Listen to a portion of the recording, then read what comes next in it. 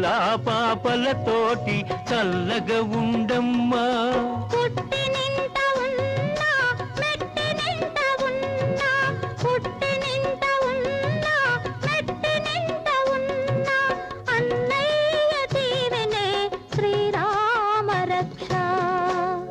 అనురాగమెలా ఉంటుందని ఎవరైనా అడిగితే మా చెల్లిలా ఉంటుందని చెబుతాను నేను.